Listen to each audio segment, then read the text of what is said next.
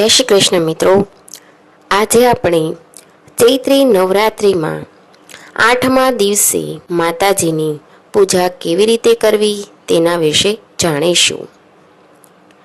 ચૈત્રી નવરાત્રિનું મહત્વ ખૂબ જ અનેરું છે. હિન્દુઓ દ્વારા દર વર્ષે ઉજવવામાં આવતા સૌથી મહત્વપૂર્ણ તહેવારોમાંનું એક એટલે કે ચૈત્રી નવરાત્રિ. નવરાત્રિ મા દુર્ગા અને તેના 9 સ્વરૂપોને સમર્પિત છે, જેમને નવદુર્ગા તરીકે પણ ઓળખવામાં આવે છે.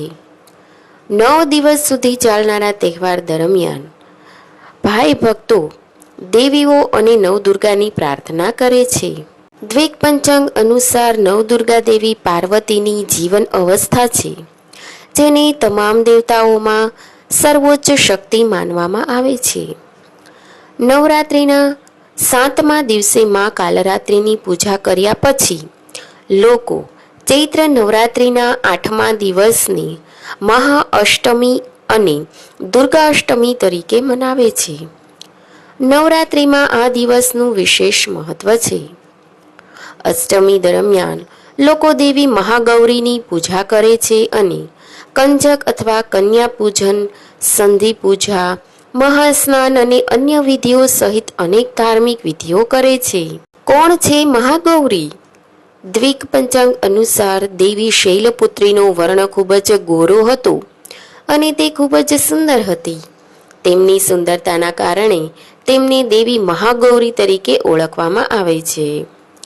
માતા ગૌરીની સવારી બળદ છે, તેથી જ તેઓ વૃષરૂઢા તરીકે પણ ઓળખાય છે. માતાને 4 હાથ સાથે દર્શાવવામાં આવે છે, જેમાં એકમાં ત્રિશૂલ અને જમણા હાથે તે અભય મુદ્રા બનાવે છે અને ડાબા હાથમાં ડમરું અને અન્ય વરદ મુદ્રામાં રહે છે. દેવી મહાગૌરી રાહુ ગ્રહ પર શાસન કરે છે અને તે શુદ્ધતા, શાંતિનું પ્રતીક છે. મા મહાગૌરીને તેમના ગોરા રંગને કારણે શંખ, ચંદ્ર અને કુંદના સફેદ ફૂલ સાથે પણ સરખાવવામાં આવે છે. તે માત્ર સફેદ વસ્ત્રો જ પહેરે છે અને તેથી તે શ્વેતાંબર ધરા તરીકે પણ ઓળખાય છે. ચૈત્રી નવરાત્રિમાં અષ્ટમીની પૂજા કેવી રીતે કરવી? અષ્ટમીના દિવસે માઈ ભક્તો તેમના દિવસની શરૂઆત મહાસ્નાન કરી પોતાને અશુદ્ધિઓથી શુદ્ધ કરી અને નવા વસ્ત્રો પહેરીને કરતા હોય છે. લોકો અષ્ટમી પર નવકુંવારી કન્યાઓને પોતાના ઘરે આમંત્રિત કરીને કન્યા પૂજન પણ કરે છે.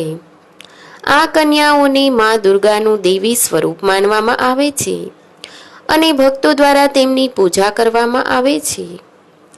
આ કન્યાઓ એક પંક્તિમાં બેસે છે, ત્યારબાદ તેમના હાથ પર પવિત્ર દોરો બાંધવામાં આવે છે. તેમના પગ ધોવામાં આવે છે. તેમના કપાળ પર તિલક કરવામાં આવે છે.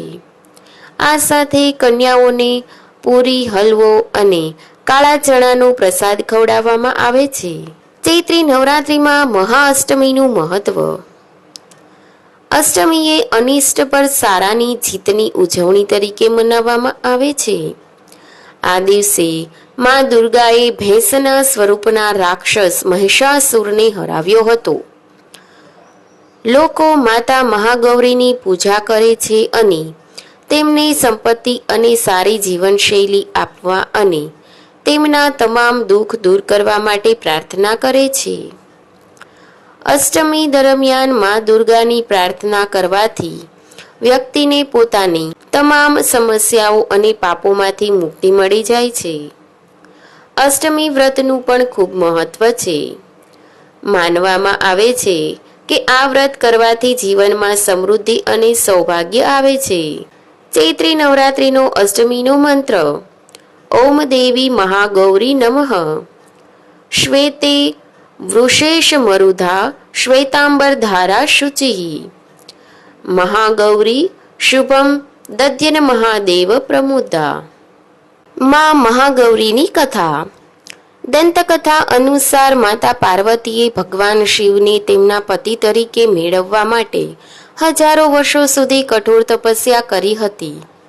આ દરમિયાન માતા પાર્વતીએ ખોરાક અને પાણીનો ત્યાગ કર્યો હતો, જેના કારણે તેમનું આખું શરીર કાળું થઈ ગયું હતું. માતા પાર્વત કઠોર તપસ્યા જોઈને ભગવાન શિવ પ્રસન્ન થયા અને તેમને પત્ની તરીકે સ્વીકારી લીધા.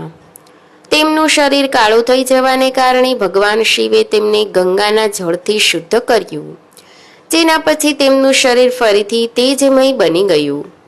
આ દરમિયાન તેનો રંગ ગોરો થઈ ગયો હતો, જેના કારણે તેને મહાગૌરી કહેવામાં આવે છે. એવું માનવામાં આવે છે કે માત્ર દેવી મહાગૌરીની પૂજા કરવાથી ભક્તોના તમામ પાપોનો નાશ થાય છે અને સાધકને શાશ્વત પુણ્યની પ્રાપ્તિ થાય છે. મા દુર્ગાનું 8મું સ્વરૂપ એટલે કે મહાગૌરી પૂજાના 8મા દિવસે મહાગૌરીની ઉપાસના થાય છે. મહાગૌરીની શક્તિ અમોઘ અને સદાય ફળ દેવાવાળી છે. તેમની ઉપાસનાથી ભક્તોમાં પાપો દૂર થાય છે.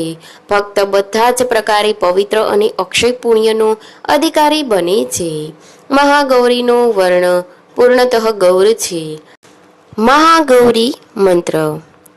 યા દેવી સર્વભૂતેષુ મહાગૌરી રૂપેણ સંસ્થિતા નમસ્તસ્ય નમસ્તસ્ય નમસ્તસ્ય નમો નમઃ. તો મિત્રો, અહીં આપણે ચૈત્રી નવરાત્રિના 8મા નોરતી મહાગૌરીની પૂજા વિધિ કેવી રીતે કરવી અને તેની કથા વાર્તા વિશે જાણ્યું.